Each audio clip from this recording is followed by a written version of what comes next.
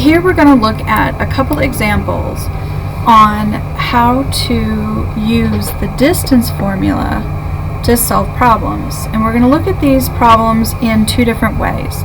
The first way is we're going to look at it as, what if we're simply asked to find the distance between two coordinate points?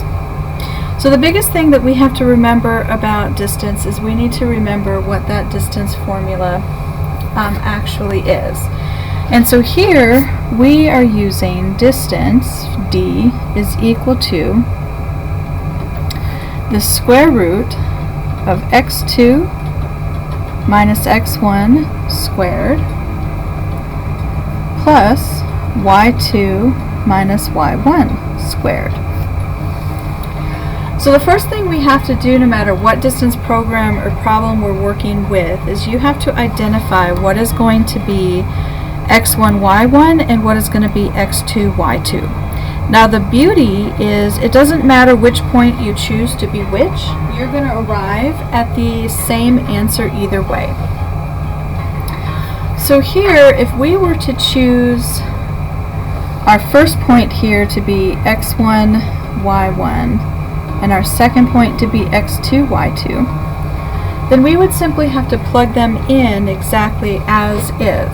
So here my distance is going to be the square root of, we're going to have x2, so 2 minus negative 3, changes it to positive, squared. We're going to add that to 11 minus 7 and squared. Once you input into your formula, the only other thing you have to start doing now is you actually have to do the math. So here we're going to take that this is the square root of, and you want to show your steps to make sure you don't make any mistakes. 2 plus 3 is 5, and we're squaring it. 11 minus 7 is 2, and we're squaring it. So in this case, we're going to end up with 5 squared is 25, and 2 squared is 4. So this is going to give us the square root of 29. Now once you get down to a result, the first thing you want to do is you want to look at what did your problem ask you to do. And in this problem, we are asked to find the exact answer and an approximate to the nearest thousandth. So we want both versions of the answer. So when we're talking about exact answer, we are talking about the radical form of our result. So here, this square root of 29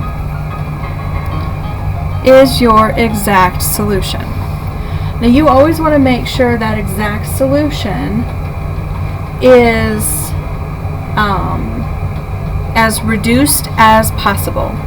Okay, so we would look at that 29 and find out, or look to see if we can pull any perfect squares out. But if not, then we have our exact solution. Now here's where things get really easy. If I want to find the approximate, I would take my scientific calculator, much like this one. Okay, and here, notice on top of my x squared button is this radical. So to get to the numbers on top of a scientific, you would hit your second. So I'm going to hit second, my x squared. It opens the square root here in my window. And I want to take the square root of 29 and hit enter. There you go. So in this case, when we are looking for the approximate, we would have to the thousandth 5.385. So here my approximate would be 5.385, rounded to the nearest thousandth. And so again, this here is your approximate solution. Now this is just one way to see a distance problem that we have to try and solve.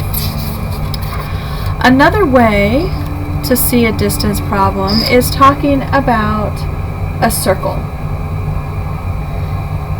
Okay, so here, when we're talking about a circle, I'm going to go ahead and draw a circle. So here we go. Now you don't have to make your circle perfect if you don't want to. I just like to. And here, when we're talking about it, we have to put our information down that we have. So first we have a center. So the center of your circle is your center. And we're telling you that is the point -3, 5.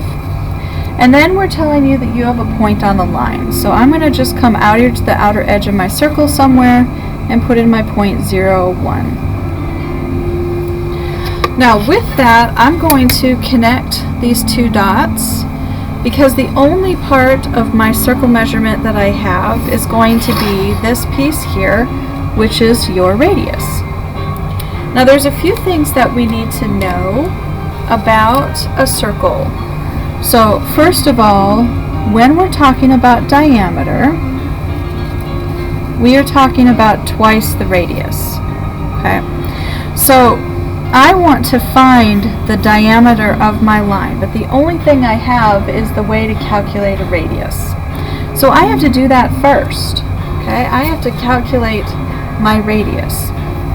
So we are going to use the distance formula to calculate the distance between my center and radius. So again, x2 minus x1, so 0 minus a -3 squared, and I'm going to add that to 1 minus 5 squared. Okay, so x2 minus x1, y2 minus y1. So here we're going to go ahead and reduce this. So this is going to give me 3 squared plus a -4 squared.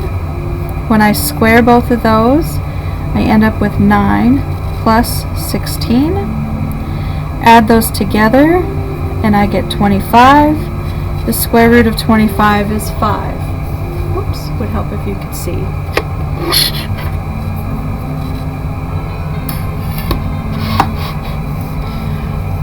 Alright, so now that I know my radius, I have to use the idea of my diameter. So to actually answer the problem, I know that my diameter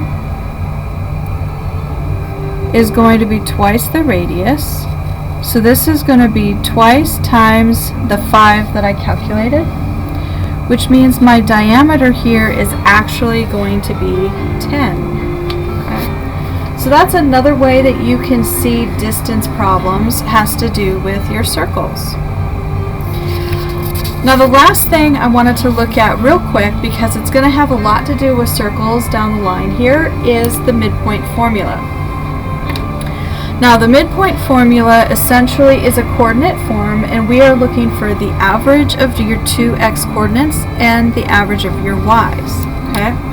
The midpoint means just that. Essentially it is the middle or midpoint or center of a given line.